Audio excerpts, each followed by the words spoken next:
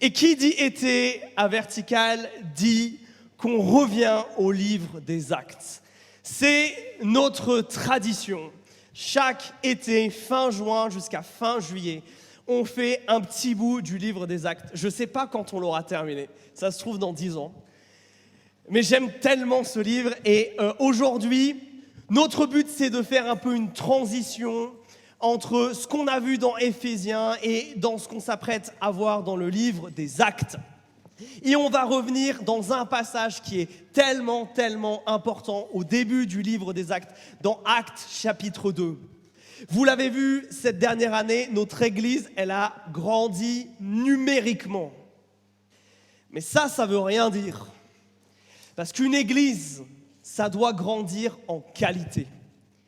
Et aujourd'hui, j'aimerais qu'on puisse voir ce que c'est une Église de qualité. Pour qu'on devienne nous-mêmes une Église de qualité.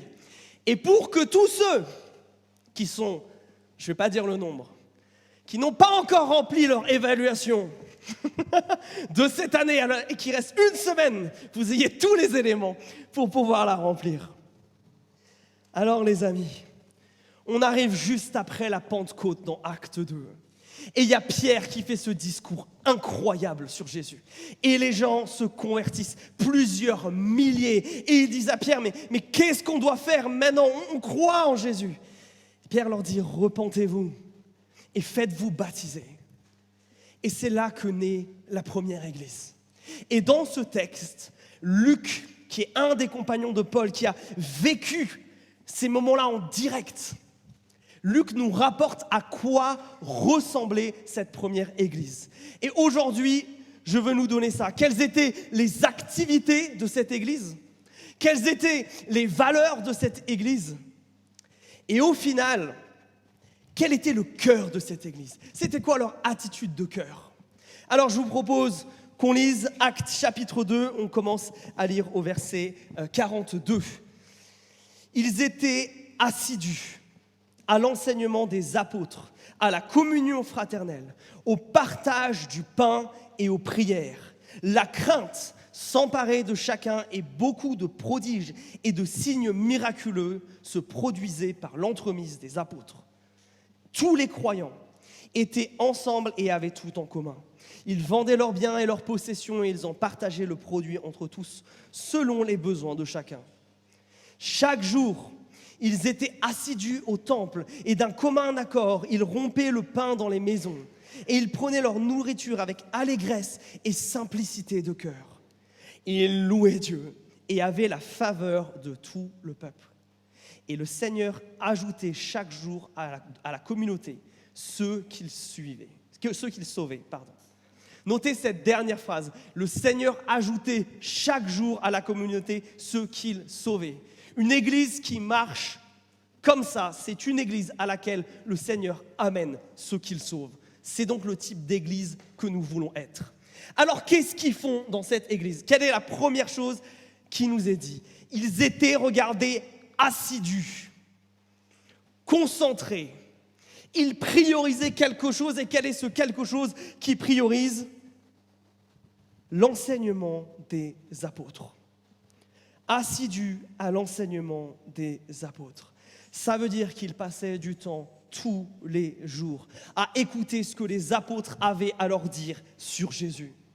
Vous savez, en partant, Jésus, il a dit à ses 12 apôtres, on connaît bien ce verset-là, vous savez, d'aller dans toutes les nations et d'en faire des disciples, de les baptiser au nom du Père, du Fils et du Saint-Esprit. Et vous vous rappelez le verset 20 qu'on oublie tout le temps, et de leur enseigner tout ce que Jésus leur a appris. C'est donc un sacré programme et c'est à cela que l'Église primitive s'attelle. Dites-nous ce que Jésus a à nous dire. Dites-nous qu'a fait Jésus. Dites-nous comment Jésus veut que nous vivions. Ils ont en priorité absolue l'enseignement des apôtres qui leur apprend à obéir à Jésus. J'aime à dire qu'en tant que chrétiens, nous devrions être des professionnels de l'Évangile. Le livre de la Bible que vous devriez connaître le mieux, c'est un des 4 évangiles. Pourquoi ? Parce que toute notre foi dépend du Jésus qui est présenté. C'est l'écrit le plus clair que nous ayons sur qui est Dieu, sur comment pense Dieu, sur comment agit Dieu. C'est la révélation la plus claire qui existe. Oui, il faut qu'on connaisse la Bible dans son ensemble, mais les enseignements de Jésus devraient être au cœur de ce que nous connaissions le mieux. Mais vous savez quelle est la grande différence avec nous, chrétiens du 21e siècle ? C'est qu'eux, ils n'ont qu'une seule ressource biblique. Les apôtres devant eux. Ils n'ont rien d'autre. Le Nouveau Testament n'est pas écrit. La seule chose qu'ils peuvent faire, c'est s'asseoir aux pieds des apôtres et écouter. En d'autres mots, pas de Bible personnelle, pas des dizaines de traductions disponibles sur leur téléphone, pas de commentaires bibliques, pas de livres chrétiens, pas de podcasts, pas d'influenceurs, pas de prédication en ligne. Non. Une seule chose, ce que les apôtres ont à dire, et ils s'y accrochent comme des chiens à des os. Est-ce que nous avons la même attitude vis-à-vis de l'Évangile ? Quand j'ai lu ça, j'ai réétudié ça, et je me suis dit, non. Je me suis dit, moi, j'ai du progrès à faire là. Parce qu'un chrétien, et encore à plus forte raison, une église qui ne met pas au centre de ses activités la connaissance de la parole de Dieu, la compréhension et l'application de l'Écriture, elle est tellement à côté de la plaque. Parce que les enseignements de Jésus, ce n'est pas juste des trucs sur Dieu, ce n'est pas juste des connaissances théoriques, ça n'a pas pour but de créer en nous une idéologie, mais une manière de vivre. Quand on nous dit qu'ils sont assidus à l'enseignement des apôtres, ce n'est pas que quelque chose d'intellectuel, c'est quelque chose qui transforme leur vie et leur manière d'agir. Le christianisme, c'est toujours éminemment pratique. Et ça vous explique pourquoi le ministère premier de l'Église, c'est d'enseigner la parole de Dieu. Quand nos églises s'éloignent de ça pour faire autre chose, elles commencent un très long et très lent déclin. Alors mes amis, ça fait combien de temps que nous n'avons pas lu un évangile ? Est-ce que tu peux dire que comme les premiers chrétiens, tu es assidu à l'enseignement des apôtres ? Est-ce que tu ne fais que lire le verset du jour sur l'application Bible de ton téléphone ? Ou tu prends le temps de le méditer, de le creuser, de le prier pour le comprendre et de demander à Dieu son aide pour le mettre en pratique ? Parce que vous allez le voir, toutes les activités de cette première église tournent autour de qui est Jésus et de ce qu'a fait Jésus. Regardez, non seulement on nous parle de l'enseignement de Jésus, mais il y a quelque chose d'autre. La deuxième chose qui nous est dit, c'est qu'ils étaient assidus à quoi ? À la communion fraternelle. Le fait d'être ensemble, de passer du temps ensemble. Pourquoi ? Et on l'a vu en large, en long et en travers dans Éphésiens. C'est que Jésus a réussi ce que personne n'a réussi. Rassembler des gens que tout divisait, que tout opposait, qui n'ont rien en commun, mais qui vont faire la rencontre la plus colossale et la plus importante de toute leur vie, qui tout d'un coup va pouvoir les unir. Et en vivant les uns avec les autres, ils vont pouvoir vivre les uns les autres. Vous savez ces fameuses phrases de l'Écriture ? Ces fameux versets qui nous appellent à nous aimer les uns les autres, à confesser nos péchés les uns aux autres, à nous soutenir les uns aux autres, à pleurer avec ceux qui pleurent et nous réjouir avec ceux qui se réjouissent. C'est cette vie en communauté.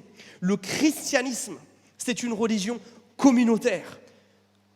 Parce que c'est ce qui vous explique pourquoi, peut-être vous avez déjà vécu ces temps-là dans votre vie, où quand après divers péripéties, vous vous éloignez de l'Église de Jésus-Christ, quelle qu'elle soit, vous commencez à dépérir.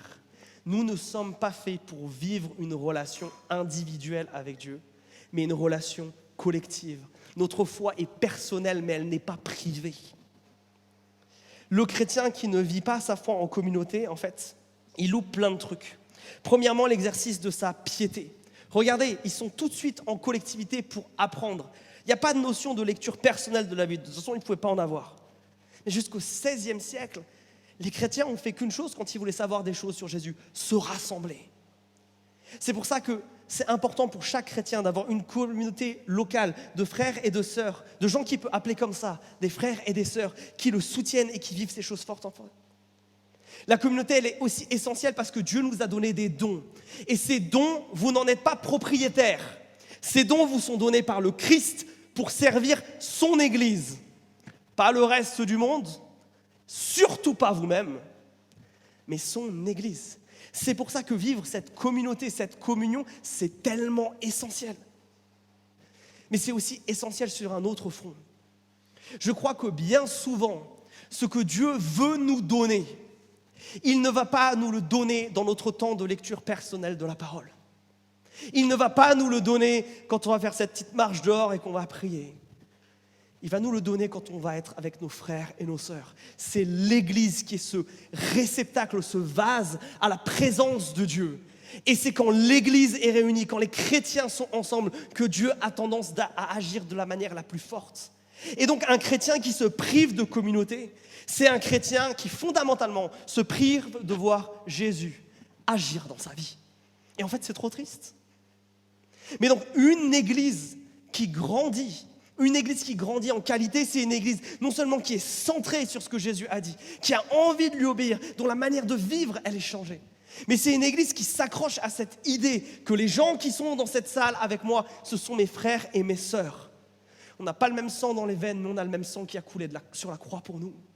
Et ça crée un lien qui est tellement fort, qui est tellement puissant. J'ai besoin de mes frères et sœurs et ils ont besoin de moi. C'est ça qui est génial. Parce qu'à l'église, tout le monde a sa place.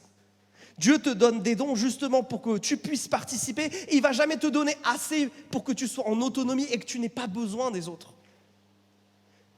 Est-ce que nous sommes une église qui progressons en communion, en amour les uns pour les autres, en connaissance des uns et des autres, en temps passé ensemble, en affection les uns pour les autres? Troisième chose importante, il nous est dit quoi ensuite? Le partage du pain. On nous parle ici de la Sainte Seine. La première église, le repas de la Sainte Seine, il n'était pas comme ça, comme ce qu'on a aujourd'hui.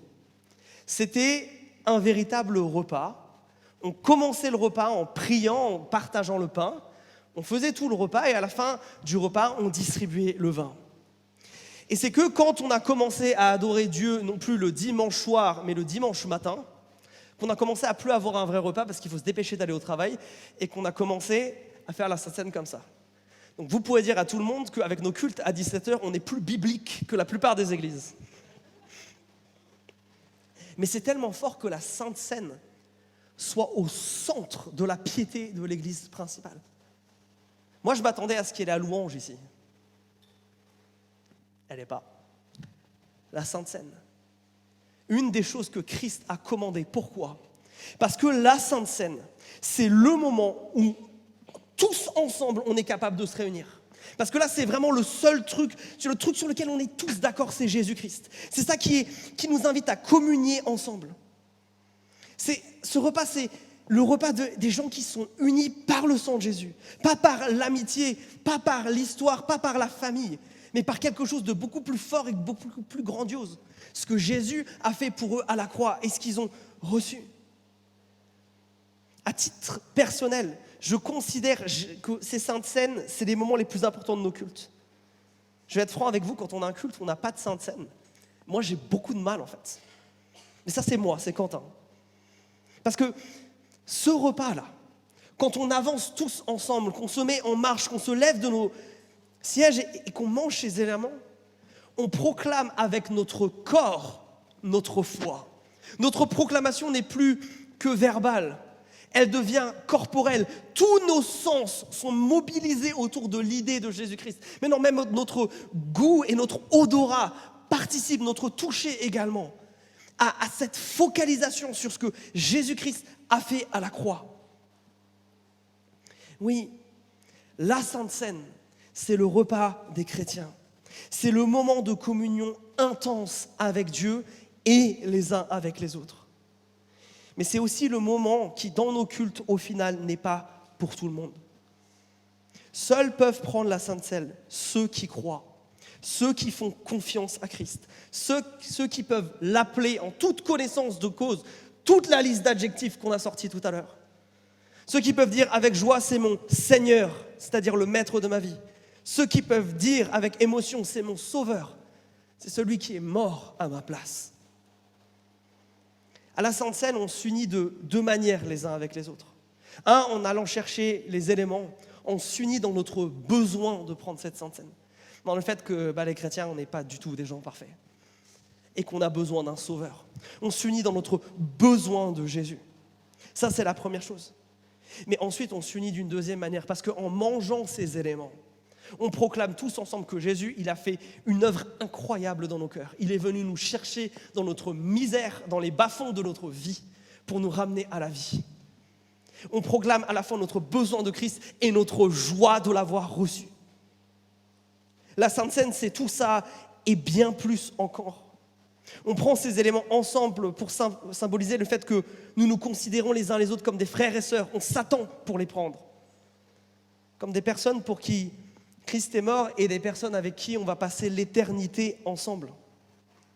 C'est pour ça que si tu ne sais pas exactement où tu en es dans ta foi, que tu es encore dans un parcours où tu découvres les choses et que peut-être tu n'es pas encore baptisé, je t'invite à ne pas y aller encore. Que tu puisses y aller avec une joie totale, avec une foi totale, avec l'assurance que oui, ces gens autour de moi, c'est mes frères et sœurs, avec l'assurance d'être sauvés et aimés par Dieu. Pourquoi je vous dis ça ? Parce que les gens de qui on parle dans ce texte, c'est des gens qui ont reçu le Saint-Esprit, des gens qui se sont repentis et des gens qui se sont baptisés. C'est ce qui nous est dit quelques versets plus haut. Et il y a une dernière activité de l'Église, la prière. La prière pour expérimenter Christ. La prière collective, individuelle aussi, mais surtout collective. C'est la grande marque de piété des chrétiens. Cette pratique spirituelle, elle est mise ici en valeur, mais pourquoi ? Parce que le christianisme, c'est la seule religion qui dit ceci. À un moment donné, la distance entre les cieux et la terre s'est brisée. Et Dieu vient vivre littéralement en moi. Il n'y a plus aucune distance entre Dieu et moi. Je ne peux plus littéralement être loin de Dieu parce qu'il est là. Waouh! C'est pour ça qu'on prie. Si Dieu est si proche, pourquoi ne pas s'approcher ? S'il n'y a plus de distance qui existe entre toi et lui, alors pourquoi ne pas lui parler ? Si justement tous tes péchés sont pardonnés, que la colère de Dieu n'est plus, alors tu as toutes les raisons de venir et de crier à l'aide. Si tu as cet accès permanent, pourquoi ne dis-tu pas « Sauve-moi » ? Si le Créateur de toute chose vit dans ton cœur, alors pourquoi se priver de lui demander son aide pour pouvoir changer ? La prière, c'est un privilège, mais extraordinaire et immense. Et c'est quelque chose qui doit régir notre vie en tant que chrétien. Ce texte-là, pour nous, à Vertical, il est important parce qu'il vous explique la structure de notre culte. Pourquoi je prêche ? Parce qu'on veut apprendre, pas que moi d'ailleurs maintenant, et je m'en réjouis, on veut apprendre à être assidus envers cet enseignement que les apôtres nous ont donné au travers de l'Écriture. La communion fraternelle, on la vit avant le culte. Oui, l'heure officielle, c'est bien 16h45, pas 17h. Le culte a commencé à 16h45. C'est là où on apprend à s'aimer. Et ça se poursuit surtout en groupe de maison. Le partage du pain, c'est ce qu'on fait premièrement pendant la scène, mais comme je vous les ai dit, c'est aussi des vrais repas et c'est pour ça qu'on a des agapes.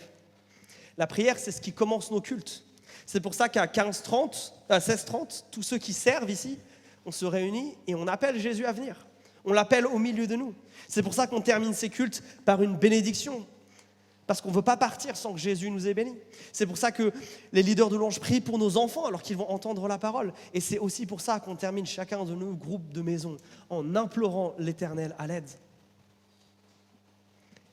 Ces 4 activités, elles sont toutes centrées sur Jésus, sur ce qu'il a dit, sur ce qu'il a fait, sur ce qu'il nous permet de faire expérimenter Dieu par la prière et sur ce que nous sommes maintenant en lui ensemble, tous unis. C'est vraiment trop fort. Alors, ensuite, le texte va nous parler un petit peu des valeurs de cette église. Et vous avez trouvé 3 qui sont habituellement sur nos bannières. Il y a le verset d'abord 44 et 45, qui ont des fois tendance à nous mettre un peu mal à l'aise. Tous les croyants étaient ensemble et ils avaient tout en commun. Ils vendaient leurs biens et leurs possessions et ils en partageaient le produit entre tous selon les besoins de chacun. Certains vont tirer de ce texte que les premiers chrétiens étaient des communistes. Mais laissez-moi vous rassurer, ce n'était pas le cas. Laissez-moi maintenant vous faire peur, c'était bien plus incroyable que ça. Les premiers chrétiens avaient compris que l'argent qu'ils avaient n'était pas à eux, mais il était à Dieu. Que dans ce que Dieu leur donnait, il ne leur donnait pas pour leur élévation personnelle et pour leur confort. Dieu leur donnait ce qu'ils avaient pour leurs besoins, mais pour ensuite et surtout être des acteurs dans la vie des autres. Ils étaient bénis par Dieu pour pouvoir bénir d'autres. Rappelez-vous ce qu'on a vu dans Genèse. Et les premiers chrétiens, vous savez, il y avait quelque chose qui leur tenait à cœur et que Jacques va répéter avec force dans son épître. Je ne peux pas me sentir bien. Je ne peux pas être OK si je lève les mains et j'adore Jésus avec quelqu'un à côté de moi et qu'après, moi, je vais manger un bon dîner et que cette personne, elle va avoir faim. Je ne peux pas être à l'aise avec l'idée que moi, ce soir, je vais dormir, j'allais dire au chaud, non, au frais, j'espère, et que celui qui est à côté de moi, il va dormir dehors. Celui qui est mon frère en Christ, je n'ai pas le droit de l'abandonner. Et c'est pour ça que les chrétiens faisaient ce genre de choses. C'était pas seulement, ils ne vendaient pas seulement leurs biens dans le sens, ils avaient des choses dans le grenier dont ils ne se servaient pas ou ils se servaient peu et ils le vendaient et c'était cool, c'est déjà bien si on sait faire quelque chose comme ça. Mais ils faisaient plus que ça. On dit ils vendaient leurs possessions. Derrière cette idée, on parle de leur terre. Et on aura un exemple un peu plus loin dans le texte avec l'idée de Barnabé qui va vendre ses terres. Il va vendre son foncier là, pour que ses frères et sœurs ne manquent de rien. Et c'est ça la motivation qu'il y a derrière. Regardez bien comment se finit le verset 45. C'est parce qu'il y a des besoins et c'est en fonction des besoins de l'Église. Ça nous rappelle aussi quelque chose. Et malheureusement, je crois que nous, Français, on a du mal avec ça. On a beaucoup tendance à croire que la question de la misère et de la pauvreté, c'est la responsabilité de l'État. Mauvaise nouvelle pour nous, bibliquement, ce n'est pas vrai. C'est notre problème à nous. Comme tout ce qui touche au mal, comme tout ce qui touche aux conséquences du péché. La pauvreté, c'est notre problème en tant qu'Église. On a à y faire face. Et ça veut aussi dire qu'on doit savoir mettre la main au porte-monnaie. Parce que l'Église, c'est censé être cette ambassade des cieux sur la terre. Et ça devrait être intolérable pour nous que quelqu'un que nous aimons, avec qui nous partageons nos joies et nos peines, puisse manquer. Ça devrait nous faire bouillir quelque chose en nous au point où on se sent obligé d'agir. Et si vous êtes membre de cette église, c'est entre autres l'occasion pour moi de vous remercier. Parce que vous le savez, il y a quelque temps, je vous ai envoyé un message pour vous dire qu'on avait un besoin pressant et en vous appelant à la générosité. Et je veux vous remercier parce qu'on a réussi en moins d'une semaine à récolter 400 € pour une personne qui était vraiment dans le besoin. Et je veux vous dire merci. Parce que je crois qu'à ce moment-là, on a touché à quelque chose de beau et à quelque chose de divin. Mais je crois que ce n'est pas la fin. Et je crois que si vous connaissez un peu l'histoire de l'Église, vous savez que l'Église s'est toujours occupée des plus pauvres. Je crois que ce n'est pas pour rien qu'on accueille ce ministère de notre Église qui s'appelle Oasis Refugee. Je crois que ça va aboutir sur tellement d'autres choses. Ce n'est pas pour rien qu'on a eu la conviction qu'il fallait qu'on crée une association pour aider et qu'on a donné une partie de notre budget de l'année dernière pour ça. Est-ce que nous avons le cœur généreux ? Le cœur qui est prêt à se séparer volontairement de certaines choses pour le bien de ceux que je côtoie. Est-ce que je suis prêt à donner régulièrement ? Est-ce que je suis prêt à donner sacrificiellement ? Est-ce que je suis prêt à, quand j'entends parler à un besoin, pas vite partir dans un autre coin de l'église, mais à me poser devant Dieu et dire « Seigneur, est-ce que tu veux que j'y réponde ? Et si oui, combien ? Mets-moi à cœur quelque chose. » Je crois que c'est ça la vraie générosité. C'est celle qui va savoir si c'est toi que Dieu appelle à répondre aux besoins présents. Deuxième grande valeur après cet amour sacrificiel, l'évangélisation. Vous avez noté où ils se donnent rendez-vous? Ils sont en partie aux maisons, mais ils sont surtout dans le temple. Ils sont dans les cours extérieurs du temple, dans ce qu'on appelle le parvis, là. Ils sont là en train de prier. Leurs cultes, ils sont publics. Vous avez aussi, au verset 43, on nous dit que tout le monde est effaré parce que les apôtres font des miracles. Vous avez un christianisme qui refuse l'idée que la foi, c'est une affaire privée. Ceci est un mensonge. C'est faux. La foi, c'est une affaire publique. On a, comme je le disais tout à l'heure, une relation personnelle avec Dieu, mais certainement pas une relation privée. Et cette église n'avait pas peur d'être une église, d'impacter ce monde, d'avoir ses portes ouvertes. Ils ne sont partis du temple que parce qu'ils en ont été chassés. Ils ne sont partis de Jérusalem que parce qu'ils étaient persécutés. Est-ce qu'en tant qu'Église, nous cultivons ce zèle-là, d'avoir des portes et des cœurs ouverts pour que quiconque franchisse ces portes puisse être aimé, accueilli et reçoive le seul message qui est capable de transformer sa vie? Est-ce que c'est ça qui nous anime? Est-ce que c'est ça que nous avons à cœur? Je crois que ça fait partie de ces valeurs de cette première Église. Puis il y a une troisième valeur qui est en lien avec l'Écriture. De nouveau, regardez verset 46, il y a la même expression qui est répétée qu'au verset 42. Chaque jour, ils étaient assidus au temple. Pourquoi ils étaient au temple? Parce que c'était le seul endroit où on entendait la Torah être lue. Rappelez-vous, il n'y a pas de Bible perso à cette époque.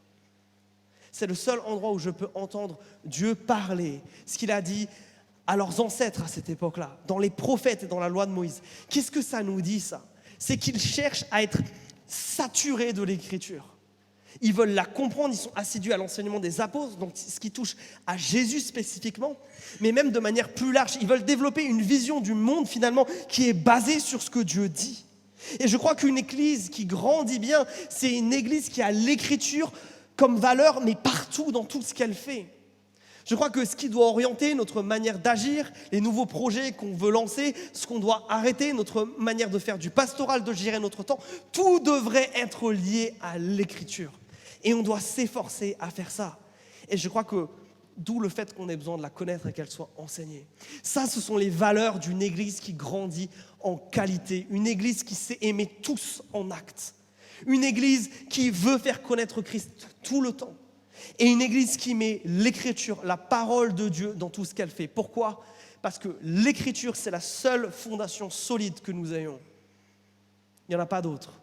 Parce que l'Écriture dit d'elle-même qu'elle est inspirée de Dieu, qu'elle est soufflée par Dieu, qu'elle est plus tranchante qu'une épée à double tranchant, qu'un mot de l'Écriture, parce qu'il vient de Dieu, est plus puissant que 10 minutes de toi qui parles. C'est pour ça que nous devons être saturés de l'Écriture. Maintenant, ça va changer leur attitude de cœur. Il va y avoir des changements émotionnels en eux. Et c'est ça que je veux vous montrer.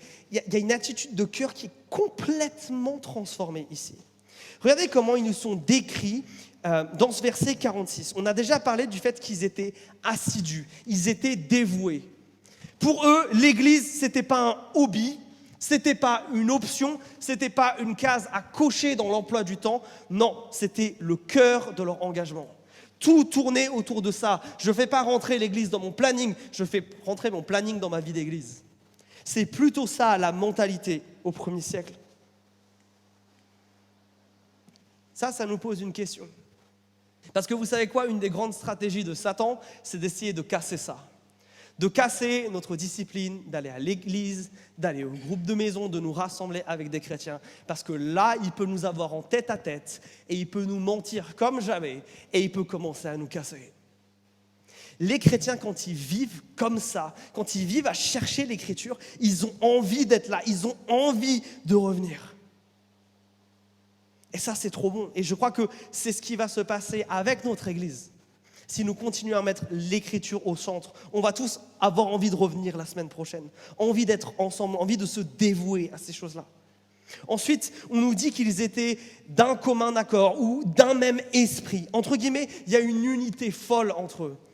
Et ça, c'est quelque chose, rappelez-vous, qu'on a vu dans Éphésiens. Paul disait dans Éphésiens chapitre 4, verset 3, « Efforcez-vous de conserver l'unité que donne l'Esprit. » Efforcez-vous de conserver l'unité Elle nous est donnée par Christ. Maintenant, il faut se battre pour la garder. Cette unité, elle est fragile et si on ne la protège pas, elle vole en éclats. On doit vivre pour rester unis, se battre pour ça. Et l'unité, elle est détruite par deux choses, par des gens qui créent des problèmes et par des gens qui cherchent des problèmes. Ça s'appelle la rancune et le commérage. Ce qui détruit l'unité dans l'Église, c'est ça. La rancune, elle vient du fait qu'on ne se dise pas quand on a mal, quand il y a du péché. Qu'on ne se le dise pas et pire que ça, qu'on ne pardonne pas. Et après, comme un poison, ça grandit. Petit à petit, ça embrume nos relations et ça les casse. Et ça peut être tellement problématique dans l'Écriture que, rappelez-vous, Paul dit à l'église de Corinthe, c'est parce qu'ils sont tellement divisés, qu'il y a tellement de rancune entre eux, que Dieu n'accepte pas d'être avec eux et que certains meurent, voire tombent malades quand ils prennent la scène. Est-ce que nous luttons pour préserver cette unité ? Est-ce que c'est ça que nous avons à cœur ? Parce que oui, on est différents sur tellement d'aspects. En plus, avec Vertical, en étant une église qu'on appelle non dénominationnelle, on a des backgrounds de foi dans tous les sens dans notre église. Est-ce qu'on cherche cette unité ? Et est-ce qu'on se protège, un, de la rancune et deux, du commérage ? Le commérage, vous savez, c'est quand on va parler d'une personne à quelqu'un qui n'est pas concerné. On va donner nos interrogations à un tiers au lieu d'aller voir directement la personne concernée. Et des fois, ça s'appelle répandre des rumeurs sur le couvert d'être préoccupé par la situation de quelqu'un, voire même de vouloir donner un sujet de prière dans certains cas. Attention mes amis, notre unité est fragile et on veut la poursuivre, on veut la garder, on veut s'efforcer de la protéger. Est-ce que c'est une attitude de cœur qu'on a dévouée, unie ? Mais il y a d'autres choses encore plus marquantes. Moi, j'aime le fait que, regardez, ils rompaient le pain dans les maisons, ok, ça on en a déjà parlé, et ils prenaient leur nourriture, comment ? Avec allégresse ou avec joie.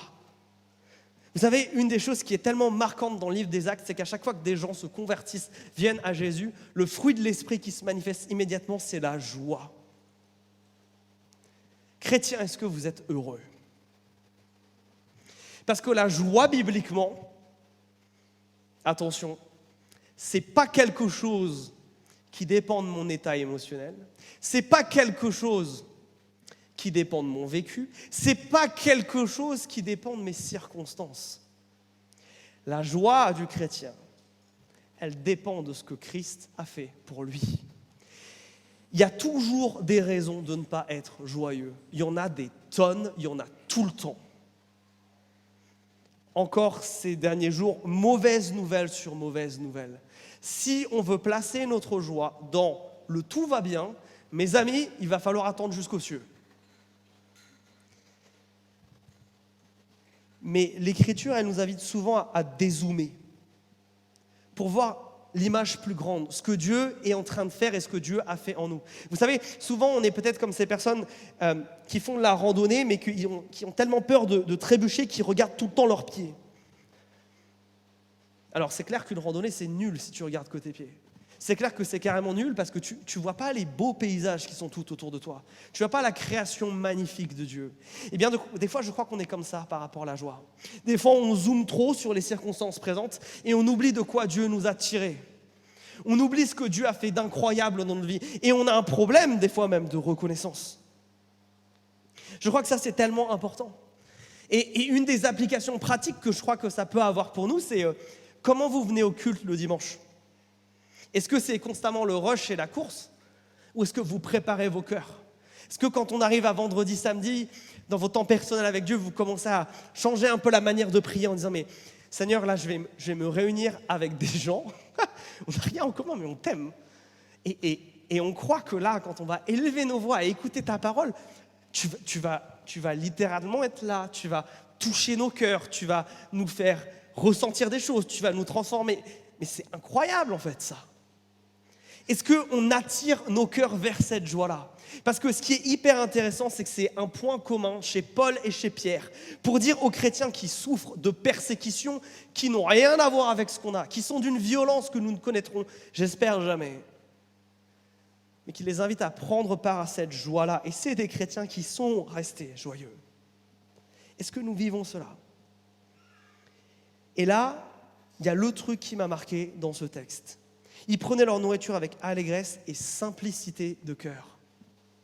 La simplicité. Intéressant. Simplicité, ça ne veut pas dire fait à l'arrache. Ça ne veut pas dire manque de qualité, manque de structure. Mais ça veut dire on se concentre sur l'essentiel et puis le chichi, on l'enlève. Et des fois, nos églises, elles sont empoisonnées par ça. Par le manque de simplicité, parce qu'à coup de tradition, de règles, de peur, des fois, on s'emprisonne, on rend les choses compliquées alors que finalement, elles sont très simples. La simplicité, elle doit toucher à tout. Laissez-moi vous donner quelques exemples. On a parlé d'argent tout à l'heure. La simplicité dans la manière de gérer notre argent, c'est en devenant des gens généreux. C'est en disant, il y a un besoin, écoute, je vais partir du principe que je vais y répondre et puis Dieu va pourvoir. La simplicité, c'est, par exemple, dans notre piété, je n'ai pas besoin toujours d'avoir un temps calme, silencieux de 20 minutes, avec pas d'enfants autour de moi, avec peut-être un fond louange, un café, un petit journal pour prendre des notes et des stabilos pour lire ma Bible. Non, peut-être que j'ai 10 minutes et j'ai juste le temps de lire un verset et je vais m'accrocher à ce verset comme un mollusque à un rocher. Si on vivait les choses simplement.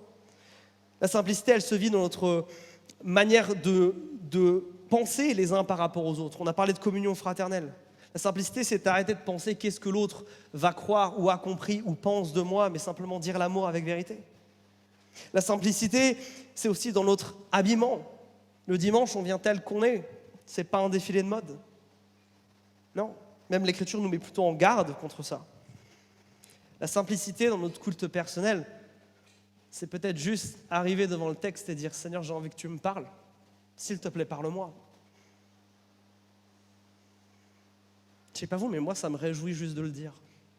J'ai envie d'une vie pieuse, simple.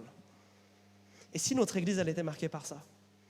Et si on essayait de grandir dans ça, dans notre dévotion à notre communauté locale et surtout à Jésus-Christ, dans notre unité les uns avec les autres, on se bat pas pour avoir raison, mais pour aimer l'autre.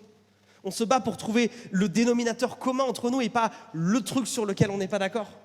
On se bat pour être joyeux, justement. Et encore, on essaye de vivre une vie simple et belle. Et ça, ce qui est trop beau, c'est que ça a des résultats.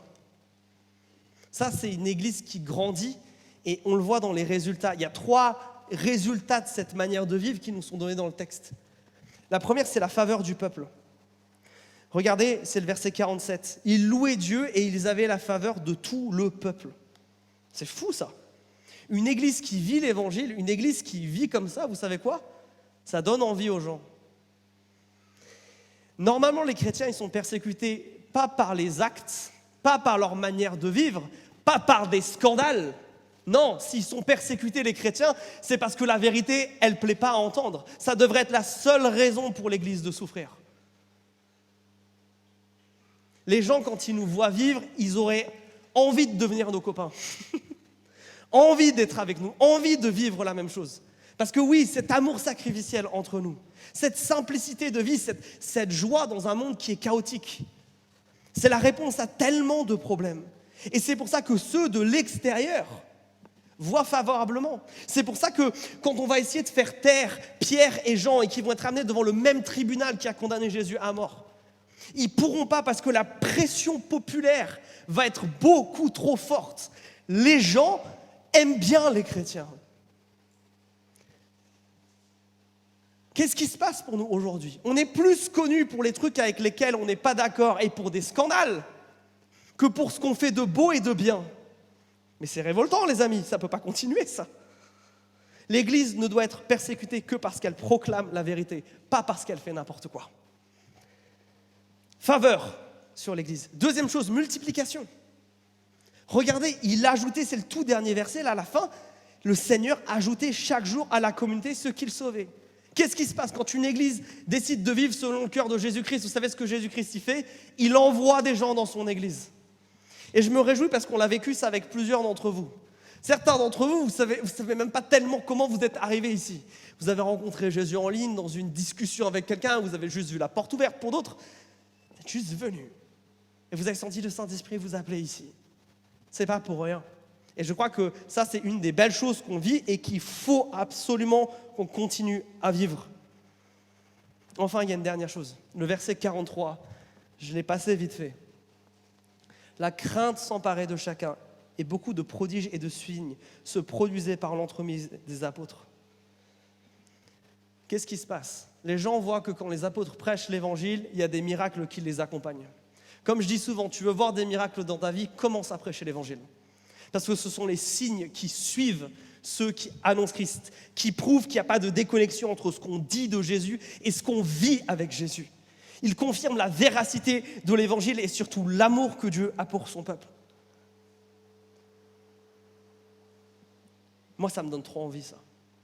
J'ai envie de vivre ça, j'ai envie qu'on vive ces belles choses ensemble. Mais ça, ce sont les résultats. Si on choisit de se placer sous Jésus-Christ, si on choisit de devenir une église de qualité. Et c'est pour ça qu'on vous a demandé de réfléchir à ça. Et on attend vos retours avec impatience, parce que nous voulons grandir dans toutes ces choses. Nous voulons que chaque année qui passe, nous soyons une église plus immergée dans la parole, qui aime passer du temps ensemble, prendre la Sainte Seine et prier les uns avec les autres. On va être une église où, quand on vient, on sent un sentiment de joie ici, où les choses sont faites avec simplicité et sans chichi, où les gens peuvent se sentir aimés, où ils voient un vrai amour entre nous, pas juste une façade.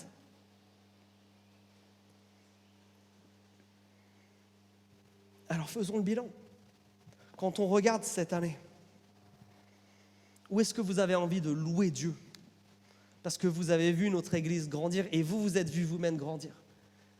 Est-ce que c'est une attitude de cœur qui a commencé à changer? Est-ce que c'est parce que oui, vous avez commencé à vivre ces valeurs de l'Évangile, elles ont commencé à vous transformer, elles font partie de maintenant de votre quotidien? Est-ce que c'est peut-être parce que vous avez commencé à vivre de manière forte une de ces activités centrées sur l'Évangile? Comment Jésus vous a parlé cette année? Qu'est-ce qu'il a fait de beau et de doux et de précieux pour lequel vous avez envie de lui rendre gloire en ce début d'été? Parce qu'on veut être reconnaissant pour ce qu'il a fait et on veut dire encore plus, Seigneur. Toujours plus, Seigneur. C'est quoi le prochain chantier? C'est là où est-ce que tu veux m'amener pour la prochaine étape? Mais pour bien faire ça, il faut qu'on arrive à se poser une seconde et qu'on contemple ce que Dieu a déjà fait cette année dans chacun de nos cœurs. Alors je vous propose qu'on prenne un petit temps pour réfléchir à ça. Et qu'on réfléchisse en faisant cette chose si importante que Christ nous a demandé de faire, qui est de prendre la scène. On va répondre au Saint-Esprit maintenant. Pendant ce chant qui est de manière extrêmement intentionnelle mon chant préféré, parce qu'il parle de Jésus et de son sacrifice. Si vous raisonnez avec ces paroles, si ce cri-là, rien ne peut sauver mon âme, rien que le sang de Jésus.